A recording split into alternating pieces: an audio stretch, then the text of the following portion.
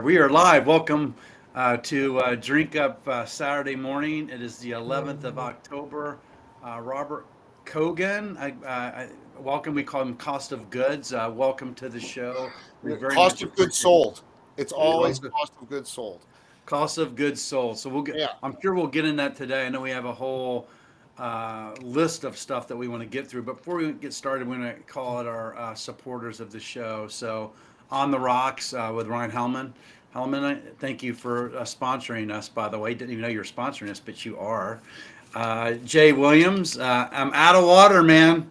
I'm still waiting for it to be sent to me. Freebird, I talk about it every week, so get me the water. Adam with Alias Advising. Thanks again for supporting. And then Alicia Vargo, always thanks for supporting us with Bev Assets. So let's get into it, man. So, Robert, why the heck would you want to come on this show with us? Well, guys, like the podcast rotation it's a lifeblood. It's a connection to what's going on, but more importantly, it's a connection to people. There's a bit of I don't know what you call it on LinkedIn with all the yeah, love you, way to go, and a lot of the engagement is social media fluff. So like all of us, we yearn for the contact, the communication with Wade and now Gavin at CPG Vibes. I've been working with those guys for basically a year plus, and I just gravitate Peter and Jeff at the Where the Dogs of Society Howl, if that's not a direct name. And then you guys, like I was telling you earlier, Saturday morning. This goes back to my childhood. It's like a Saturday morning Wall Street Journal experience. Wow. So Hanging incredibly with you timed. guys. Yeah. So there's why I want to always listen, as you guys know, and tune in. And then there's the nuggets of intelligence. You can't beat that. It's free, and you don't have to pay consultants. And I guess lastly and most importantly, homage, not homage, homage. Okay, and Yeah. and foyer, not foyer. Okay, just so Yeah, we're straight on. I should probably take you around with me because I mispronounce words all day No, but long. that's a whole other topic about how ironic it is. It's a whole different show. Homage.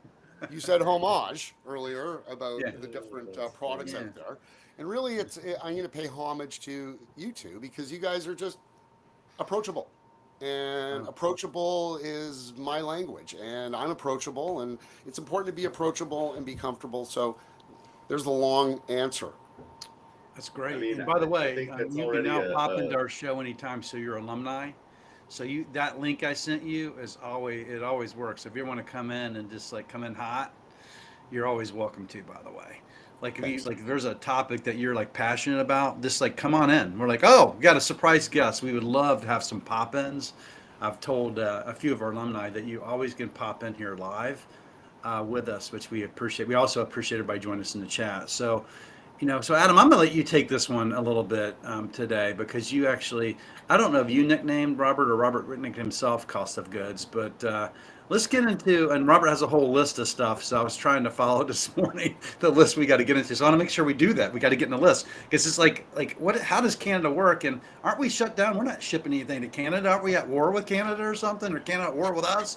What's going on? Yeah, I mean, let's get into it, Cogs. You said, which first of all, I want to call out. I loved your point of all the rah that happens on LinkedIn. And I think we all feel this. Like when you only got 30 seconds to say something to somebody, you want to default to it being positive and being a cheerleader, which I think is great. And I think a lot of us are trying to exude positive energy. But that can't be the entirety of the conversation, right? I think that's a phenomenal point that you made, even if you weren't trying to necessarily go that deep with it. So yes, you had a wonderful list that Sam and I both really enjoyed that you took the time to put together. And so where do you want to start in telling people, we know a little bit about you, but telling people who you are, how you got here, what you're doing now, and then yes, giving us uninformed Americans a crash course on Canada. Well, yeah, first thing I will straighten out is the cost of goods sold thing. The nickname Cogs, as a short form for my last name, happened long before me or my friends even knew what cost of goods sold were. I also used to joke around with that old brand RC Cola. No, I didn't want to, but Oh, my funny. buddies would Okay. come to me and say, "Hey, Cogs, I've got your cola. It tastes okay, but I'd rather have a Coke or Pepsi." So that explains the Coke thing.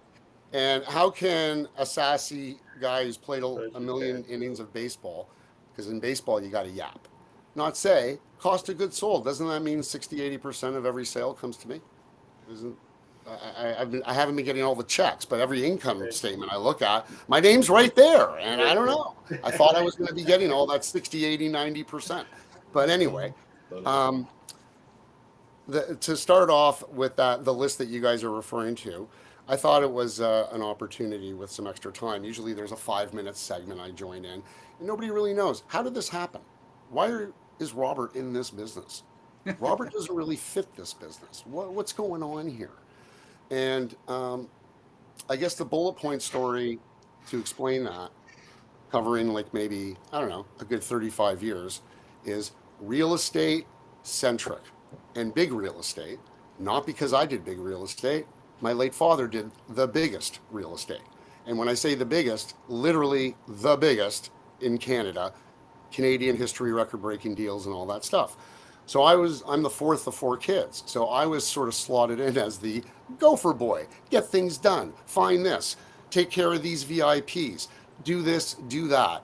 And that career stretched right up into the early 90s, where I got to live the dream with the Jays, the Blue Jays, winning 2 World Series after my late father was heavily involved in the facility, the Sky Dome, that was the first retractable roof on Earth, and got to experience and be exposed to so many different things. So fast forward a few years later, that guy Steve Wynn, he called a friend who knew my dad, and my dad single-handedly got gambling on the provincial election referendum in '96. So from that experience, I got more Starbucks and drove more presentations back and forth between here and Niagara Falls, Niagara region, then I went to school, took the bus to school. I just was down there and back and forth. And I learned so much about real estate business. And then fast forward now a few years later, I'm literally driving back from Michigan. Since '08, I've had the miracle of reuniting with the first girlfriend I ever had when we were kids in Michigan. And that's a big part of the business that I have, because I'm back and forth because of my lady, not because of I love going to Tigers games or any other business thing. It's motivation. So, hey Robert, I'm gonna interrupt. I'm gonna sign out and sign back in. You guys keep on going. It looks like I'm recording now, so never mind. Recording. I am recording, Cross. Yeah, you're good. I came back on. Where I'm at right now, Sam, is something that is right in line with your lane, the alcohol, but it's a little fringe. It's a fringe off the lane. Okay. After the Niagara experience, pretty much everybody and their brother gravitated towards my dad's office. So I became friends with a lot of people, and one guy named Steve was a true friend, and he's what I call a wine lifer, lives on a vineyard. His wife teaches oenology. Oenology, that's a wine term. Viticulture, another wine term. And he told me, after we were good friends from the first decade of the century, working on all the Niagara Falls and the gambling and the real estate deals, he invented a new product. Now, you know ice wine, right? I do know ice wine.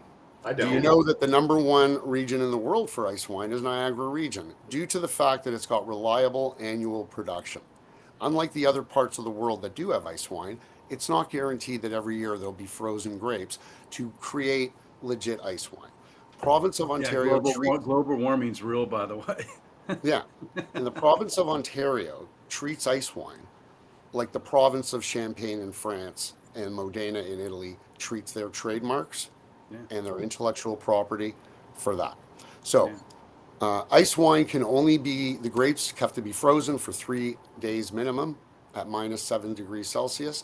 And supervisors from the ministry come and supervise at 2 a.m. in the morning to make sure the juice is squeezed there in the vineyard.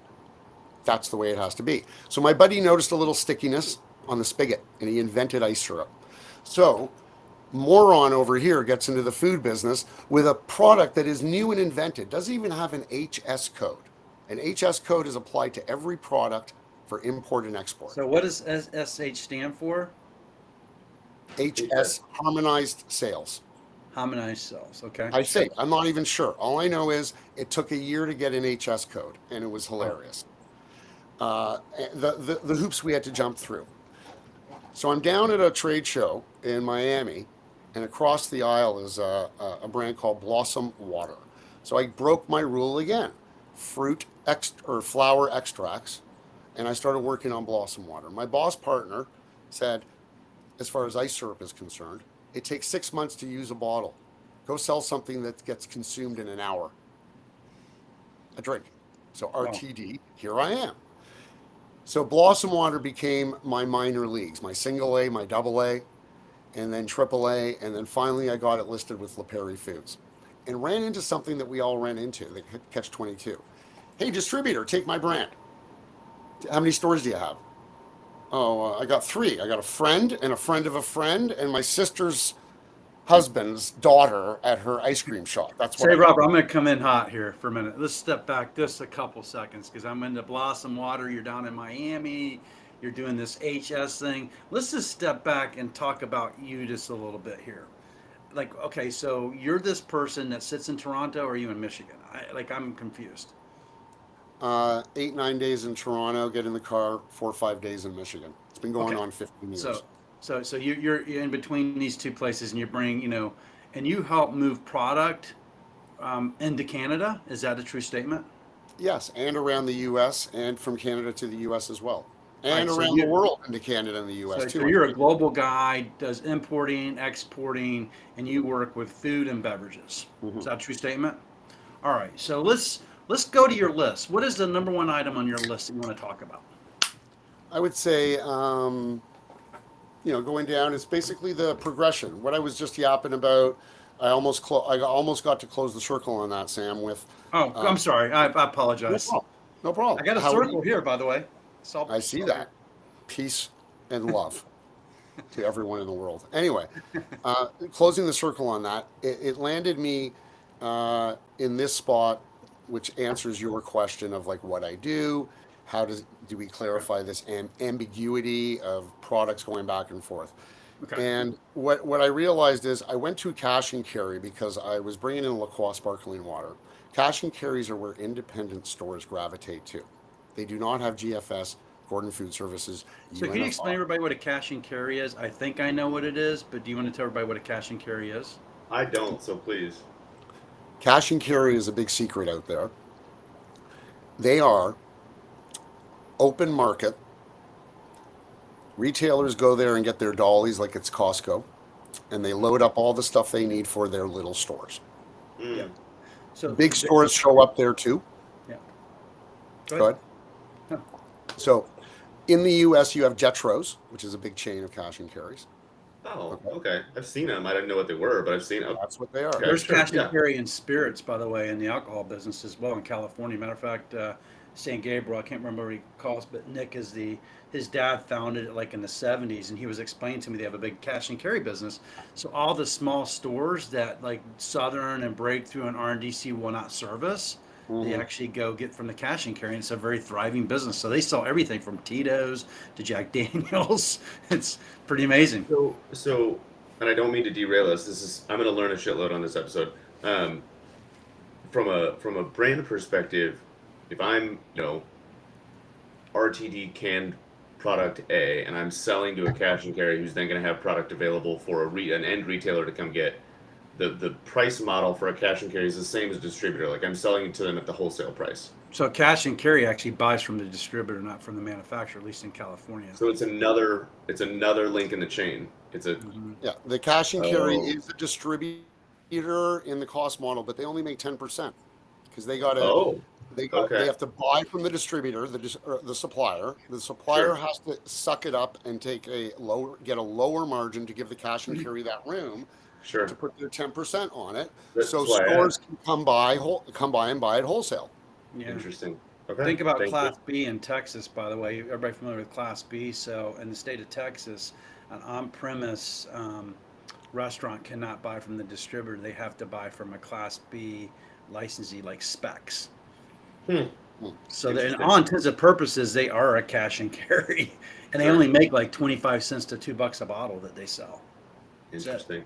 So in Toronto, there's several large ones. There's many smaller ones, and a lot goes on at the cash and carries. You know what I just realized, Sam? Remember we talked earlier about where do we draw the line on war stories? Some stories are not for public consumption, Yeah. but this one is. The You're cash breaking and your own carry- rule. You set the rules this morning, but you're coming in. Yeah, with but this war one, stories. this one is actually educational. Like Adam said, he Okay. wants this is going to be a great download. You guys, some people don't know what a cash and carry is, and it astounds me because as much as people not being aware that Toronto is the third largest census metropolitan area (CMA), it's a real estate term. It's the third largest market in North America, and it is frustrating.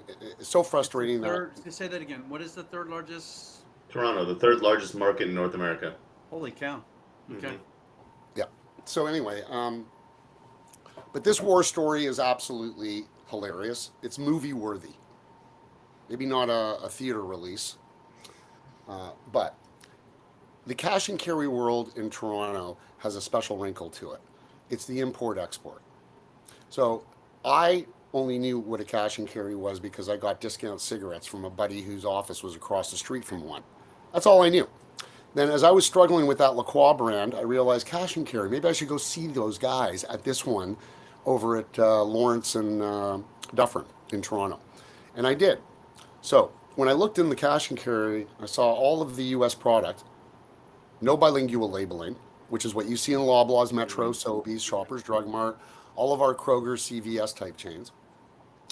And okay, great. I can put the La Croix in here. I want to test it out. It's exempt from the language rules because it's kosher, which is a bit of a loophole. And let's go, let's go. Then, as my buddies, not only the cash and carry, but a baseball teammate, were cluing in to me back and forth from Michigan every week and a half, they asked me to get stuff. So, a year later, I'm bringing in truckloads of Fanta non-orange, the grape, the peach, the strawberry, the berry. And we all know stuff flavored or colored blue sells a lot more than stuff not blue. The cash and carry environment in Toronto, like many other business, is akin to selling weed in high school. There is a huge amount of stealth. There is secrets. There is skullduggery. And I come from real estate, where our commissions are on the first page of the agreement. And I also want to look in your eyes after we do business and do more business. And real estate has a guardrail. So they first asked me to get old time soda during the pandemic because the blue and the cotton candy and the bubblegum flavors were huge demand. They were being sold out in a minute. So I made 3 calls, found Joe, the head of sales for New England Beverage, and I brought it in at $14 a case US. Put my 10% New England margin on. Sales, is that a cash and carry? Or is this a distributor? So just want to step back a little bit. So you brought it in. It goes right to the cash and carry. Okay. And then I found the ginger beer, the old time ginger beer, which has been around since I was a kid. So I thought I had my ticket to go to mass retail. Ginger beer, we got it bilingual. Meanwhile, all the old time soda SKUs and their blends, their sugar juices are coming in.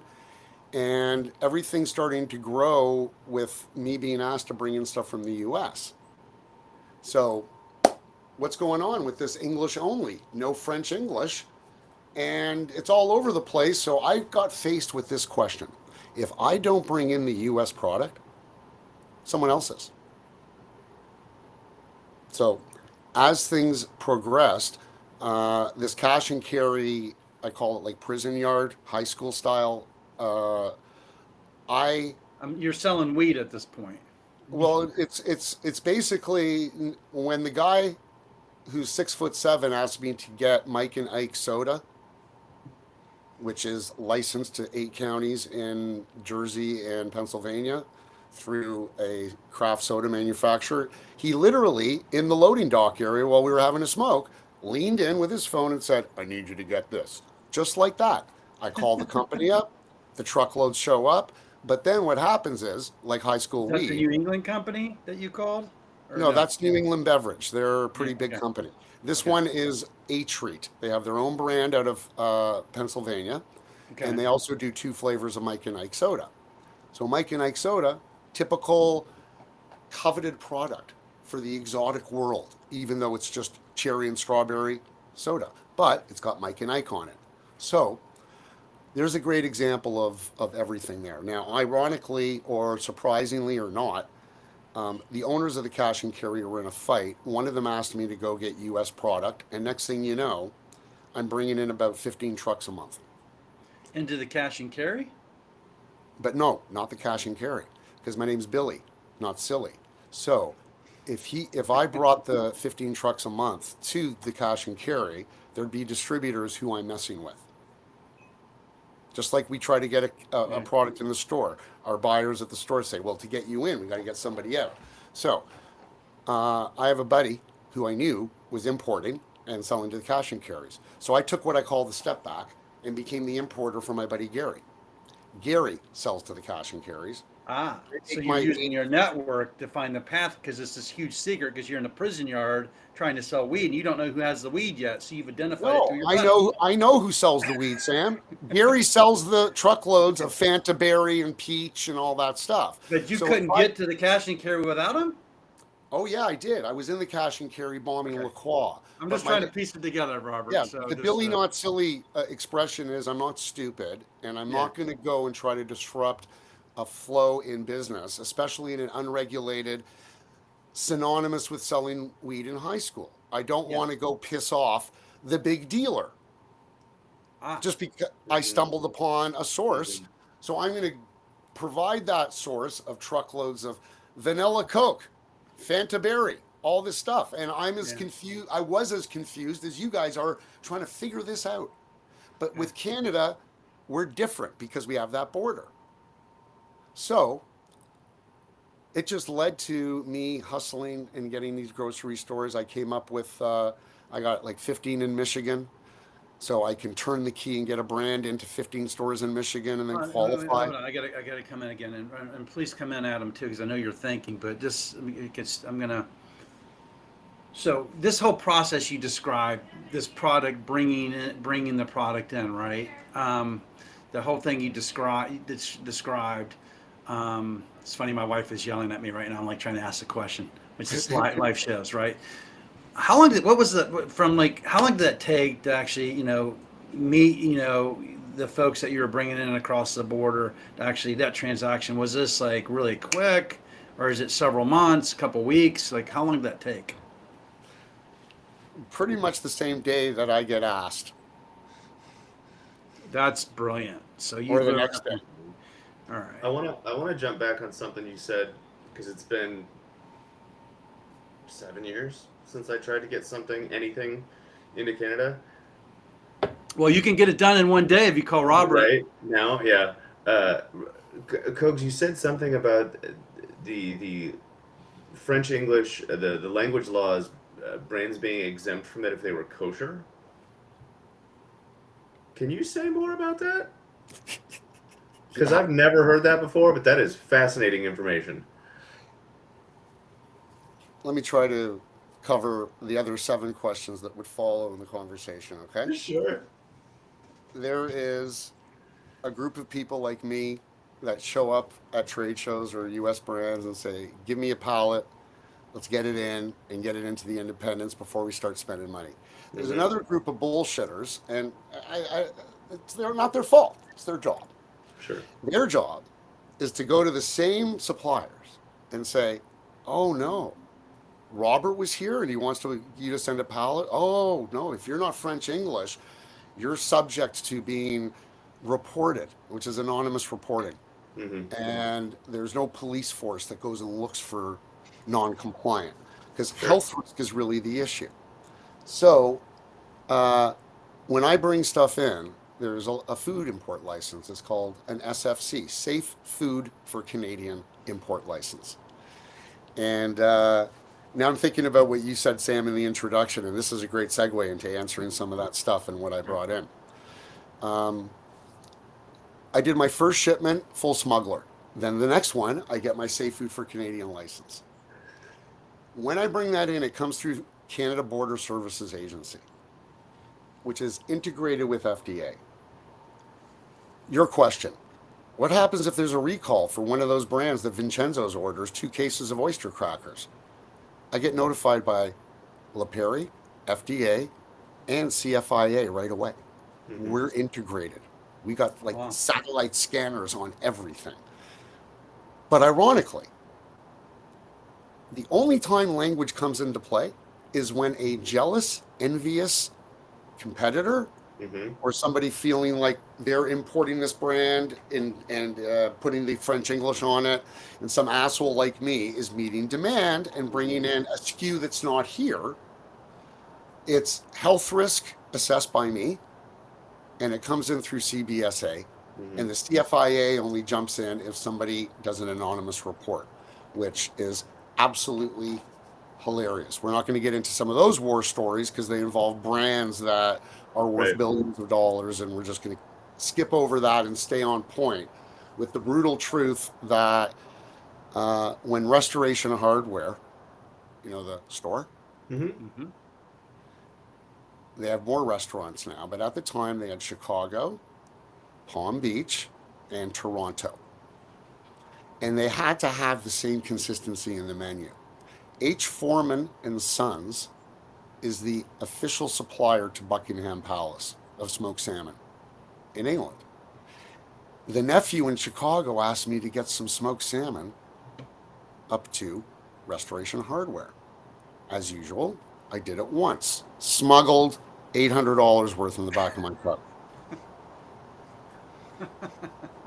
Then I got my fish import license the next day. And Oh, you have to then have, you have to have a fish import license to bring salmon across the border. Is this salmon in a can or is it actual salmon? frozen smoked salmon, Mhm. which is worth a whole separate podcast. So What I love. you're in seafood too. Not in, I do what's needed, but for the need, I went and got my my fish import license, and they inspected it. They gave me a random inspection. I had some interesting CFIA training on random inspections, right down to oops, it already went to the store. Hi, Restoration, put the yellow tape on that freezer, please. They're coming to check. That Hey, all can you? happens. We have a wine producer on, Andrew Nelson. By the way, I don't know if Andrew you're still on, but how do you get wine into Canada? By the way. You have to use one of the alcohol importers Okay. that have their alcohol import license. Okay. It's loosened up a lot. Wine was already looser than hard liquor, and then beer loosened up, and now alcohol is available in convenience stores. Okay. But that's above my pay grade on importing alcohol. Okay. That's one of the categories I do not deal with. Gotcha. I pass it over to guys I know who are experts in importing alcohol. Good. It's Bring very them on. difficult in Canada. You might have heard every province has their own registration requirement. It's typical for an alcohol company to choose Alberta first so you can take advantage of their 6-month timeline. The Liquor Control Board of Ontario, Mhm. which I'm sure you've heard of, one of the Mhm. biggest consumers of alcohol on earth, made a lot of news with the tariff bullshit when it had to be mentioned to our American friends that, yeah, you want to screw with the LCBO, you're not going to have too many happy Yeah, producers in I saw Kentucky. the videos of bringing stuff off the shelf. Yeah, Um, that was so dark. I know you wanted to get some thoughts out, but I'm going to just seed plant this one. Are tariffs impacting your business right now? Like, what's going on with the tariffs? Uh, when okay, there's the NAFTA agreement, which changed to CUSMA, Canada, U.S., Mexico agreement. Right. So when the tariff war started, all of the product that went into the states that was already USMC compliant did not get affected by that extra 25%. All of my products are compliant. So I never ever suffered a 25% tariff of sending product into the States. Oh well. But Canada retaliated with a 25% tariff on everything. Wow. So a shipment comes in for 10 grand, the CBSA would charge me 25%. But then I smartened up, like I posted on LinkedIn a few times. I realized that the 10 grand I'm paying for the product is not the true value of the product. I'm paying for the marketing value, the name that we were talking about, you know, how valuable a name is from a Chinese company to a European company. And I just looked in their eyes and said, this $10,000 order is really worth 3,000 in terms of raw goods, cost of goods, right? Okay. And the tariff went down to 25. I just would submit the invoices as is with a little disclaimer and explanation. So the $10,000 purchase order didn't get nailed for 2,500. I got nailed for 800 because I would reduce the invoice based on a brutal truth reality. I love that thinking, actually. Interesting. What is the true raw cost of the material that I'm importing? Not what you charge me. What is the cost to actually make it? So there's like, we have brands coming in from India, right? And India's paying a 50% tariff, I believe, right? And they based it off what they paid to producer, but it should be what it costs a producer to make is what we should do on the invoice to pay that You know cost. where this came from, actually? That's The drug brilliant, dealing, by the way. drug dealing at the cash and carry, because Yeah. a customer said, "Why are you so cheaper?" I don't know. Why does he charge you so much more? Send me the invoice. Yeah. He charged a profit margin on the freight. That's where I got the idea. Ah, If I deliver something to you for $15 a case and tell you, yeah, my margins, I'm adding $2 a case. You know, that's my percentage. 15 divided by point whatever, right? yeah, No, $1.80 of that 15 was freight. yeah. So it's really a $13.20 sale. That's true because the freight from India to customs in the U.S. has to be fairly high. You should reduce that off because that's not true cost of the product. And importers argue in that. drug land, in cash and carry land, will just hustle a Sprinter van across the border. And you remember Prime Hydration? That it broke up families, guys. Prime Hydration. Absolutely devastated people. People got stuck with truckloads. Prime even got stuck with about 1,000 pallets sitting in a warehouse right now because of their big hype dive spike. Is this Prime pretty much done? Is Prime gone? Still around. They're what a good distributor buddy of mine refers to as a hot item, and then he says this one's just another stock item that's going to be. So Prime is now like a stock item. It used its hype to get into the Cormark planogram at all of the C&Gs across Canada. That's probably like 15, 20,000. Yeah. Ass showed up with Lionel Messi backing it to go after Prime, and Coca-Cola, Pepsi with their body armor, vitamin water, Powerade, Gatorade. They did not shake. Like George Carlin said, you can do whatever you want to planet Earth. Planet Earth don't give a shit. Coke, Pepsi, and KDP do not give a shit. They will watch you. They will buy you. They will laugh at you, get shelf space in their zone. So Prime, very interesting use of social media, and it's a new realm, the social media marketing, which Prime, Poppy, Olipop, and a few others have benefited from, and they've done it very well. Yeah. Got it. It was interesting because I digressed on it, but there's a lot of brands we deal with, and we have a few that have gone hot really quick. And I'm like, and then so our services, we're the tortoises, not the hares. So we're the people that are up and down the street, one account at a time, one menu at a time, one pot at a time. You know, one liquor store, put a shelf tag up, do a cold box change, so on and so forth to sell cases. It's about selling boxes, right? But these people move really quick. They get into distribution in 300 accounts and like, well, why haven't you gotten me in 100 accounts? And they want to, they want to go play in the ocean really quick. What percentage of those brands, you've been doing this for a long time, that they go hot really quick? What percentage of them go from not being hot to going cold really quick? What's the failure rate versus success rate? I'd be generous if I said 50-50. The failure rate is probably like 65-70, with about 30% actually staying there for for a year and a half, 2 years later. Why does the 30% stay there? What keeps the stickiness? I'll use baseball analogies. They keep getting hits. They keep getting that magical move to this move here. The customer in the store doing that. And Push versus pull. So yeah, the velocity this and reorders. Yeah, Richard Moniz and I try to talk to him as much as I can. I bribe him with bagels to come have lunch with me and all that stuff. He is really the number one scientist that I know in this realm, because he deals with the actual science of eye tracking, where we look, why we buy things, why is this 26 so big on the core power? Richard can tell you, okay? As we bring in Sati Soda, Richard will be eyeballing this. We'll be looking at what the features are, and he will give a critique of if healthy energy, you know, the Celsius Alani Nu vibe, Yeah. is this.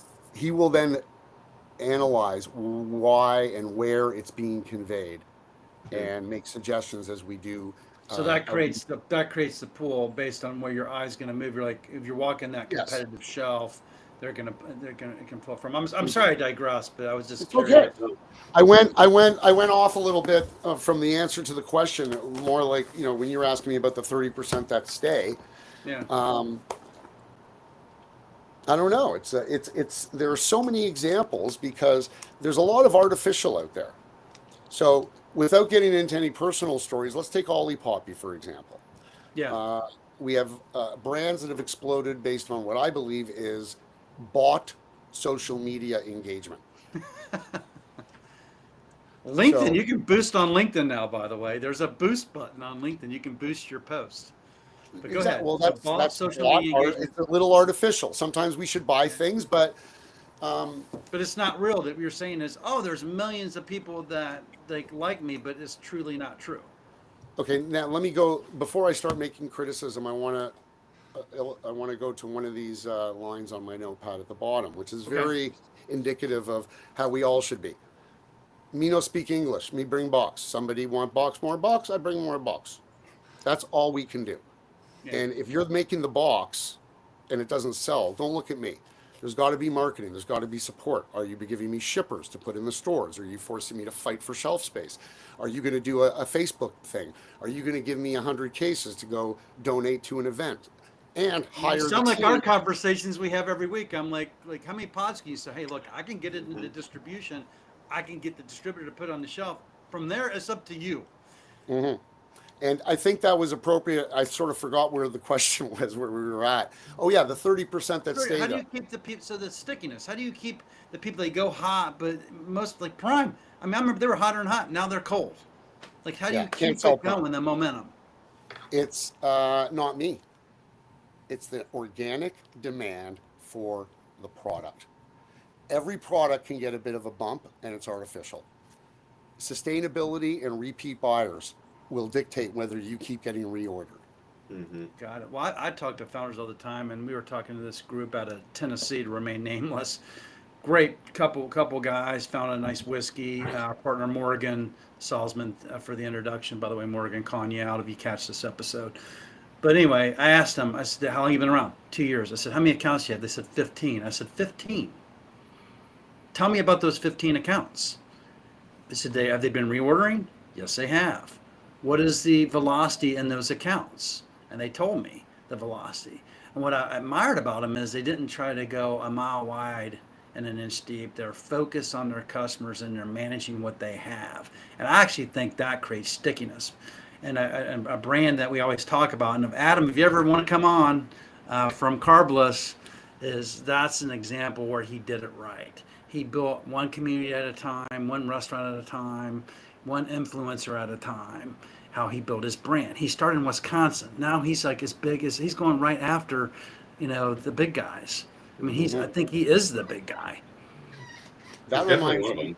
That reminds me to bring up Ginger Bugs and give a big shout out to Steve, who you guys know, Steve Dontigny. Couldn't pronounce his last name, Dontigny. Anyway, he works with Ginger Bugs. There's another young lady in Toronto named Juliana. She has a sparkling water called Balloon, and she's on her trying to get up to 10 stores, 15 stores, 20 stores. And the stickiness that you're talking about is critical, because once you get an established loyalty from a group of stores, they all know each other and talk to each other, then you're in position to get a distributor. And Ginger Bugs has UNFI. They're in UNFI. They're still small, but they're going to be growing rapidly because guys like Steve and me can't shut up about them.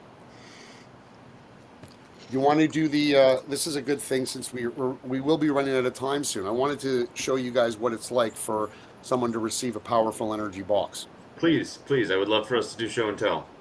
Okay. So What I do is, it's very difficult with all the brands, and then I run out, but I got to get samples. Every week, my ops partner, Naeem, who's sleeping in the cottage, the main house over there, I'm in the bunkie, as you can see by the wood, not a sauna.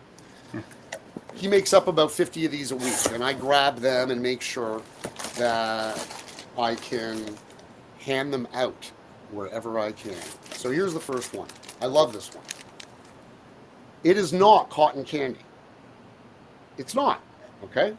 But when you open it up, it looks like cotton candy, it tastes like cotton candy, and it's 100% fiber. Wow. Are you gonna? Can I get one of those boxes, by the way? I think one is on. Naeem has a list. You guys are both on the list that are going out next week. Okay. You know that mochi stuff that's frozen? Mm-hmm. Yeah. You know, well, we think it's frozen because we're in North America. Mm-hmm. Shelf-stable mochi. Okay? And these guys, here's an example of language stuff. You see the sticker? Mm-hmm. My buddy who imports this is what I call savvy. So, That like I'm getting hungry now. so what my buddy Damien does is he orders containers. So is this all healthy snacks that looks Oh unhealthy? no, this is, Okay. but it's pink, Healthy so it looks cotton candy. candy-ish. They give Yeah, me let's- I give it to my grandkids. Hey, here's some cotton candy. Okay, then we got. Uh, I'm drinking one of these right now. yeah. Okay, we'll get the Sapti soda. We all know about these babies. Mm-hmm. These babies are great. Once in a while, I'll put in this. And who are you brand. sending? Like, are you sending this to potential clients? I was Like, just who- going to ask, who does this go to, and what is the? I mean, does it just show up on their door and then you schedule a call, or how do you approach it? It goes to everybody. People that are just nice to me, that actually give me 10 minutes of feedback in a grocery store, because I can't go to grocery stores without talking to complete strangers and interviewing them and why they do what. Grocery Oh, wow. store managers, people in hotels, food service. My buddies down at the Rogers Center who handle all the VIP. That goes a long way. That goes a long way. It shows that you care. So we love these guys. It's a half Swedish organic brand that we've all heard of. 7Ts. Now, Oh, Will Neats. yeah, I think it's Nitsa, but Okay, sure. yeah, but Will and I, we're associates, I guess, because I buy his product and bring it in and pumping it into independent stores right now, and we're working on some bilingual options. Because as I'm sure you're not surprised, me bring box. If you like box, I'll bring more box. They're calling me to bring more box. I am this and the mochi and the melting forest. So we need to Swing take a page out of box. this. Like, if you're a brand or you're They get a bringing lot. brands, like how you do that. Like, what is the conversion on that? Hard to say, because with the ones that I do to retailers, it's probably about 90% I get the call and a box goes, and I'd say about half of them end up ordering and it gets on their shelves. That's really, it's like funny because we're always trying to go into customers like Walmart, ABC, Total Wine, Safeway, a whole bit. I'm onto something here. I'm just stick with me. Imagine if you know your buyers, right? And like I've called on Walmart twice this year, in the summer, but actually send them a box like that to say, hey, look, I just want to thank you for the time and the whole bit, right? So pretty cool. It is great. It gets great reactions, and it often does lead to, even if it's not a retail store that calls me, I'll get a nice young lady who I have just north of Sarnia, right across the border from Detroit, for Port Huron, Michigan, actually. And I'm going to be going to drop off 2 cases of melting forest because she was at the show. She's a health practitioner. I will make sure those 2 cases get to her house. There's people that just find me for IQ Bar, melting forest. Do you put any brands that- literature? Is literature going that with the box or anything? Yeah. I have a thing where I'm not meant to deal with most people because I played shortstop for 10 million innings and I don't have patience to have conversations for more than like 10 seconds. Catch the ball, throw the ball, let's go. Well, that's why we're a great match, right? Because I'm just going to keep on Absolutely. coming in. So I have a distributor. His name's Adam and his cousin John. They run Elementary Produce. Okay. They're very efficient. They don't give a shit about gloss. So I made the gloss for them. So here's the Moosh sales sheet, right? Okay. And So one pager, just front and back. one pager, they go in everything. But if you look at the bottom, see, Yeah. not me, Adam and John. Okay. Got it. And Yeah. then At if least you I always look, ask for that one pager. Oh wow. And those all go into the thing. Oh wow. yeah. So in every box we have the one pager, and again, simple. Adam and John's contact information at the bottom. So they're the independent distributor. Melting Forest is going mass retail through Eco Ideas, who is one of my favorite distributor, co-packer, regulatory 3PL. Those who follow sports know what a 4-tool, 5-tool player is. Eco Ideas is that. Got it. And I'll emphasize something that everybody needs. A co-packer guy who you can call on Sunday, meet at 9 o'clock, and get 5 guys in to do an emergency shrink wrap, shrink sleeve on a pallet that needs to be at someone's warehouse tomorrow morning. That is $1 million efficiency. Wow, that's you got to come back and we got to get into that. Let's do. So on your list, we have a couple minutes. There's a couple questions we want to ask you, and Adam's going to ask the questions because he's been sitting here very patiently in this conversation, doing a lot of listening today. So I'll let him ask the key question. Also, probably some follow-ups from people that we want to ask some questions. So why don't we do that? But before, is there anything that you wanted to add on your list before we get into that? Because we only have a few minutes. I think we touched on almost everything. Okay, good. All right, Adam, you're on, man. You're at bat. I just like that Jeff commented, Robert with a box cutter is the scariest thing I've seen all week. Yeah. That. I mean, it is October. Halloween's coming. No, the question that we always ask, which I assume is what you're alluding to, Sam. Yeah. Is Robert, for you, what's the difference between success and failure? People. Not hard to put the brand out there. It's the people. Short and simple. Unfortunately, we have issues, all of us. I'm 58 now. I stopped road rage in my mid-40s, and I came up with a very good understanding of unreasonable behavior. Half the time, it's not their fault. So I go easy because they're just under pressure. The other half the time, maybe I'll try to give them a little leeway, like they grew up in a prison yard, and that's why they act like it. But it really is the people. I'll skip over ugliness, brand ugliness. Melting Forest, Sean and Dave will take care of my newborn granddaughter if I need them to for a week. You know what I mean? Sure. Like the smile you see on your everybody watching, that smile you see on Adam's face, Sam's casual vibe. You guys are an example of people that make things work because you got to be honest. You got to be brutally honest. Remember how funny that you thought that post was where I said I asked people when they escape the mental hospital and whether they have $100,000 to lose on the first year or two of trying to support a brand. You need to have that type of bluntness and you need to care.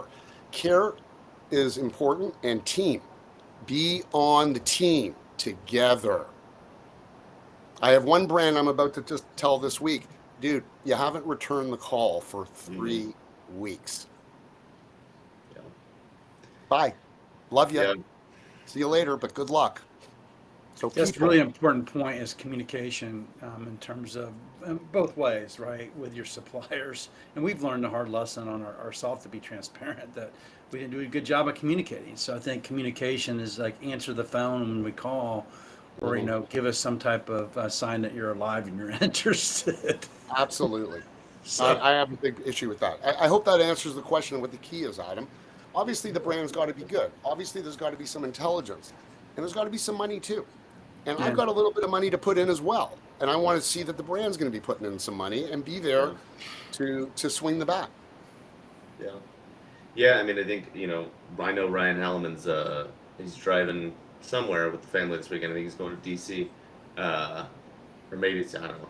Anyway, he may or may not be listening, but we were talking a lot about this the other day of just, I think especially when you're new to consulting as he and I are, the desire to want to, you get a lead, you start a conversation, and you want to chase people a little bit on, oh, hopefully Sam will come back.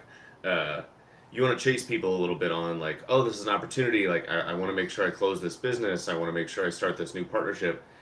And sometimes, not always, most people are pretty responsive, but sometimes you just send that out into the ether and there's no response, right? You go, hey, I sent you a scope. What'd you think of it? There's no feedback. Or, hey, can we get a call set up in 3 days? And there's no feedback. Ryan's looking at me and he's like, what do I do? And I'm like, move on. Like, if they don't care, there's a whole list of people who will. Like, there's got to be that mutual willingness. You guys have been told to let them. The Mel Yeah. Robbins psychology. Let them. Just move on. Yeah. I have had a major problem with letting them. I go to the store and I respectfully say, I sent you $800 worth of product. That demands respect. Sure. See the face? Demands respect. And then I do this. Then what happens is people then tell other people, man, that guy Robert Kogan, man, he showed up to the store and he looked at me like this. And really, it's because I'm embarrassed, alienated, and I don't know what else to do. Right. Yeah. When a guy slides into second base and like tries to hurt me, really? Is the Right. face? Yeah. So I don't know anything else. I want to tell this story. I know we have eight minutes left, but that distributor who I yapped about, Adam, he's great. He's like me. He's like a ball player. Talk, boom, boom, boom. Let's go. Give me a deal. Shut up. I don't want to deal with that shit. And Sure. let's go sell.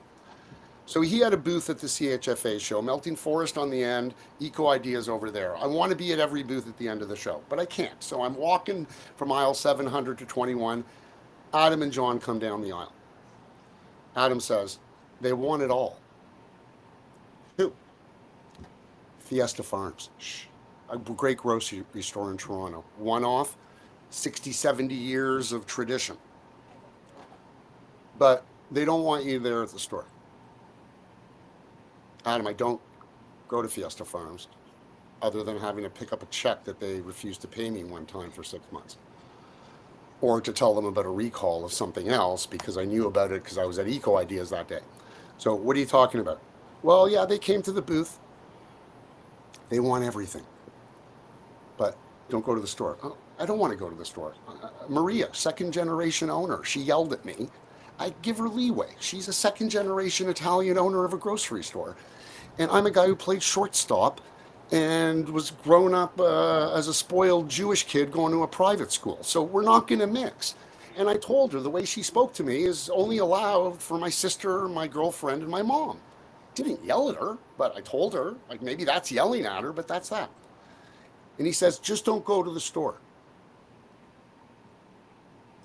Adam, how about this? Tell me I won. Because I have been abused and disrespected by so many of these stores.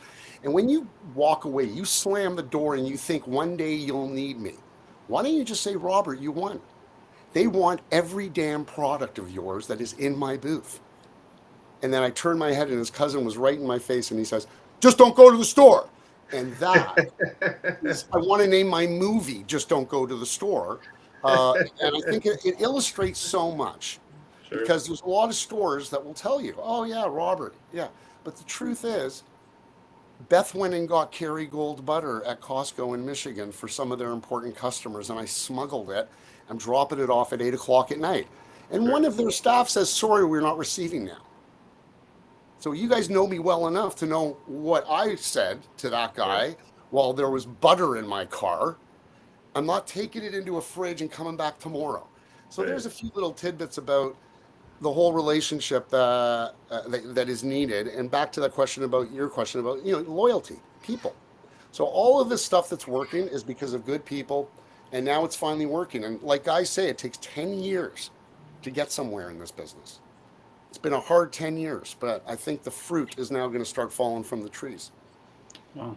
That's fantastic. Yeah, nothing's a success overnight. A couple comments in here. First of all, I just want to everybody that joined us in the live chat. Andrew Nelson, Rosa Williams, Gavin Conco, Alicia Vargo. Who else is here that I can see? Richard Moniz. Moniz. Moniz. Sean was in the Riverside chat. Sean from Melting Forest says hi.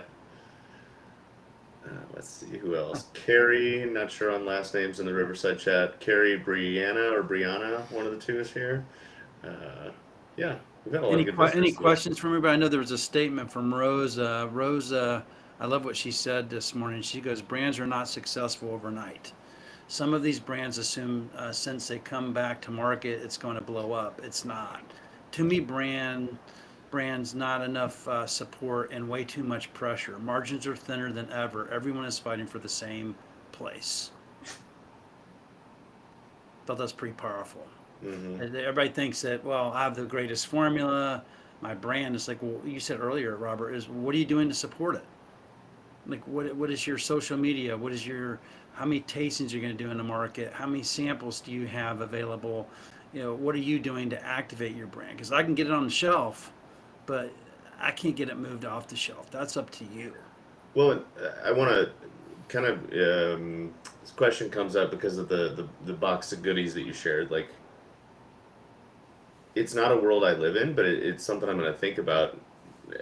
Having had this discussion with you, like, how can brands, what am I trying to say, take advantage of or make the most of, I guess,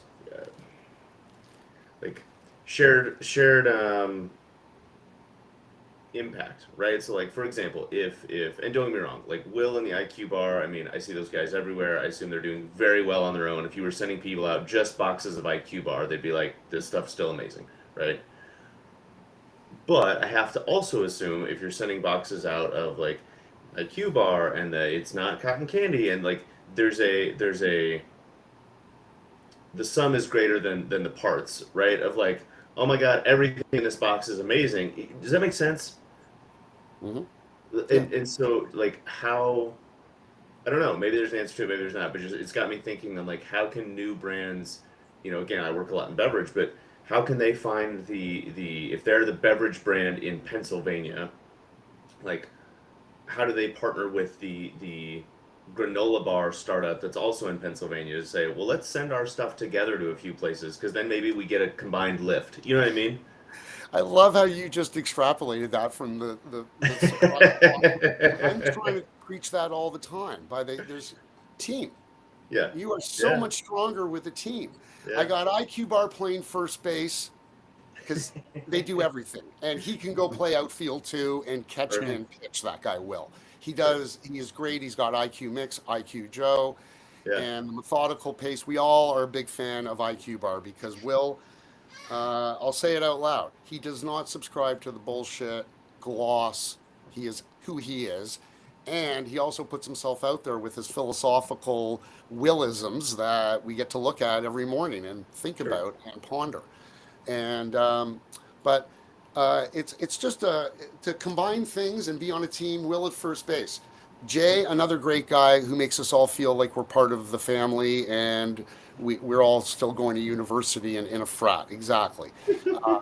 I haven't been doing much posting and engagement, but I got to tell you, every time I do look, like last night, there's Jay. Friday night.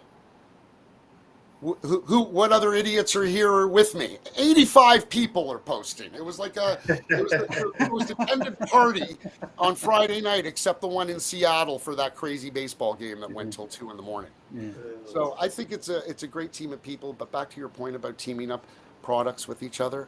Yeah. 2 + 2 = 9. 9 + 9 = 5. And there's no way you're gonna get the attention just being one thing. One thing. Here's my one thing. Yeah, it's baseball. Yeah, I mean, yeah. It's like I said. I think it's a. I don't know. Again, I think the default for any business, whether it's a product or a consultant or an accountant or whatever it is, right? Like, the default assumption is like, oh, I have to pitch myself because if I'm pitching somebody else, that'll dilute my message and so on and so on. Which, okay, sure, there might be a fair amount of logic to that. Like, if I'm a a blueberry energy drink. Maybe I don't want the other person I'm pitching with alone to also be a blueberry energy drink, right? Fine. Yeah. You got to do, like I said, baseball team. You can't have 4 first basemen. Yes. We try to put 9 to 10 atoms in a bag, by the way, and you know why? Because we're a team, and you're more relevant when you go in. And I might pitch one brand that's not going to fit with that account, but another brand in that bag will. Then I go to the next account and I pitch the 9 brands again, and again I might get 3 of the 9, and at the end of the week, those 9 brands at least are going to probably get 5 to 10. Distributions or sample event or another opportunity to be in a feature or an ad, whatever it may be. But if you're just going with one, it's really hard. Yeah. So I love the box. On other topics that we've covered, this applies to one of them. Hello, brands. Are you looking at my face? Look, when we call and we want to invest our time and don't charge you a retainer, Yeah. call back. I'm going to tell everybody that I tried to call and you didn't call back. Right. And then I've got to go to the next one down the line. I'm just a manager of a ball team, and all I want to do is win. Yeah. I want the best players there. Ryan Halliman, that's our clip of the week. We're gonna just take that cut out of Robert's face. No. It'll be taken out of context. No. Yeah, I might do that right after this call. Well, Funny. let's do this. Let's Adam, once you wrap us up, you do the wrap up. Yeah. So Cokes, phenomenal conversation. Personally, I learned a lot. I think people in the comments did too. It was great to see some of the brands you're working on. Hear a little bit of your story. Where can people find you? How do they work with you? I'll start with that. Where do people find you if they want to know more about you or about how to work with you or learn from you? LinkedIn, obviously, despite the 20 or 30 spam messages offering me TikTok services, I still look at every message on LinkedIn. Sure. I think on LinkedIn, I've been coached properly by Reza from Darwin Fulfillment to make sure my contact information is there, my phone number, my email address. Everything is there. And pfedistribution.com is the website, R. Kogan at pfedistribution.com. And do a little search and you'll find me somewhere. Perfect. pfedistribution.com. Put that in both spots. Just a little landing page because I got to stay sort of stealthy and Sure. things down low a little bit. Sure. So final question before I let us go. I'll start with you, Kogs, and then we'll do Sam, and I don't know. We'll see if I can come up with anything. I feel like my brain's full. Any parting words you want to leave everybody with before we get to our weekends? Yeah, the parting words I want to leave is the Jays started in '77, a lot of pain in the late '80s with a couple World Series in '92, '93. My friends in Detroit had a very bad night last night, just like my friends in New York had a very tough night the other night, which I enjoyed very much. I'm only bringing up baseball because baseball's, part of my soul. We are very lucky that we are in the Final Four, and I convert that over to never ever stop trying, refuse to lose. One of the signs up in the Seattle Stadium last night. A friend of mine came up with that quote when we were like 18 years old, and I'll never forget it. And just be patient. Spain took 800 years to get the Reconquista done, and this business can take 10 years. Little victories need to be reveled, and don't get discouraged when you get alienated and rejected, because there is always a team of people there to support you, and always send out a box. I love it. Sam, what do you want to add? Well, first of all, I love baseball. I actually quit playing junior tennis at 16 to go play baseball, just to let you know. And the coach's wife was the head coach for tennis, so you can imagine how that went down with the whole situation. So, but it is baseball. It's in patience, and I find myself personally, and I love the word patience. Everybody we talk to now, I always ask this question: what is your patience? And they're like, well, why do you ask me that? I'm like, we're the tortoise, not the hare. We just like one account at a time, one display at a time. And everything we talked about is, I love it. Send the boxes out.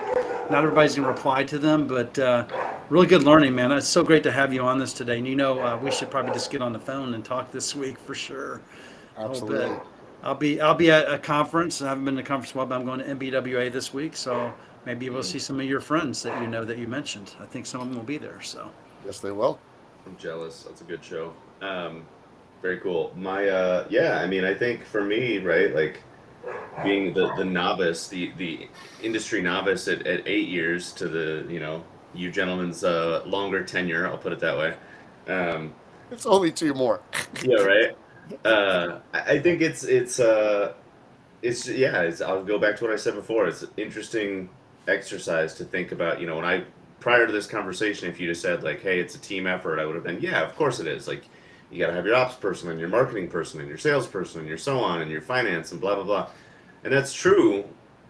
I had never really considered, prior to you saying it, like, no, team, other brands, like other people that you may see as competitors, but who are also in that startup space with you. Like, they can be team members. They can be, the relief pitcher or the pinch hitter or whatever whatever analogy you want to use. I think that's brilliant. It's definitely something I'm going to noodle on. So with that, I forgot. I mean, there's an hour. I thought I could cover everything, but I do want to do that, like, the way they squeeze in names at the end of accepting an award while the music's playing. sure. Yeah, Jim Slomka and Larry Bonikowski from Grocery Business Magazine.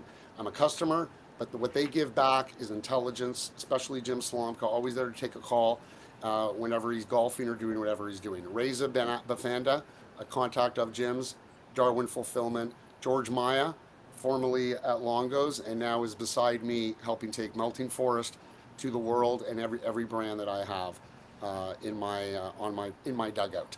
And there's other names that I forgot to mention. Rafiq at Eco Ideas, TC at Eco Ideas, Emma, and a lot of other people, Dave and Sean from Melting Forest.